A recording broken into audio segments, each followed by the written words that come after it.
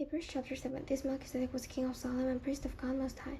He met Abraham returning from the defeat of the kings and blessed him, and Abraham gave him a tenth of everything. First, the name Melchizedek means king of righteousness, and also king of Salem means king of peace, without father or mother, without genealogy, without beginning of days or end of life, resembling the Son of God. He remains a priest forever. Just think how great he was. Even the patriarch Abraham gave him a tenth of the plunder. Now the law requires the descendants of Levi who become priests to collect a tenth from the people, that is, from their fellow Israelites, even though they also are descended from Abraham. This man, however, did not trace his descent from Levi, yet he collected a tenth from Abraham, and blessed him without the promises. And without doubt, the lesser is blessed by the greater. In the one case, the tenth is collected by people who die, but in the other case, by him who is declared to be living.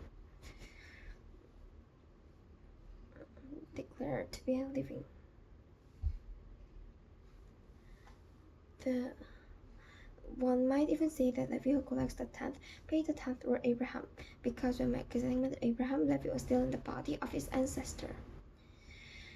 If perfection could have been attained through Levitical priesthood, and indeed the law given to the people established the priesthood, why was there still need for another priest to come, one in the order of Melchizedek, not in the order of Aaron?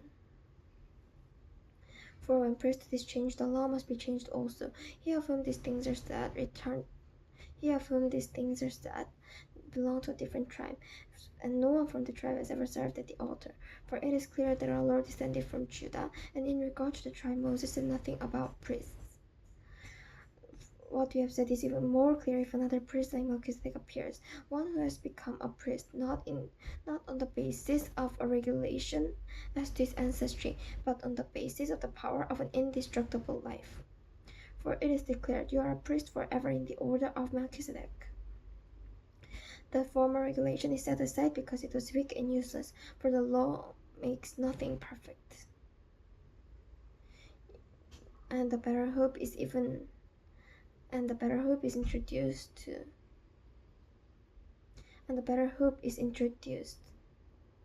by which we drew nearer to God. But it was not without an oath.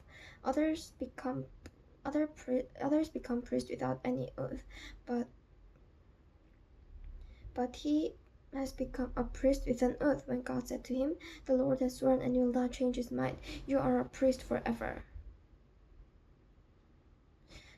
Because of this oath, Jesus has become a guarantor of a better covenant.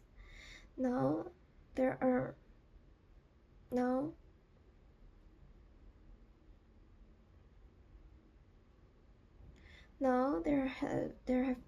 many of those priests.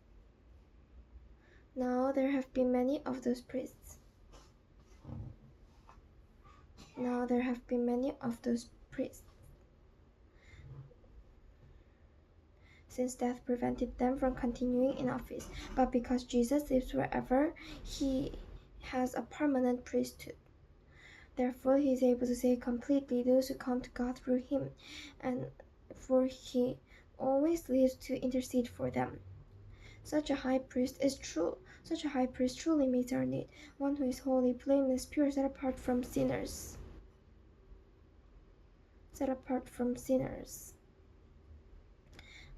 exalted above the heavens. Unlike the other high priest, he does not have to offer sacrifices day after day, first for his own sins and then for the sins of the people. He sacrificed for their sins once for all when he offered himself. For the law appoints as high priest men in all their weakness, but the oath which comes after the law appointed the Son, who has been made perfect forever.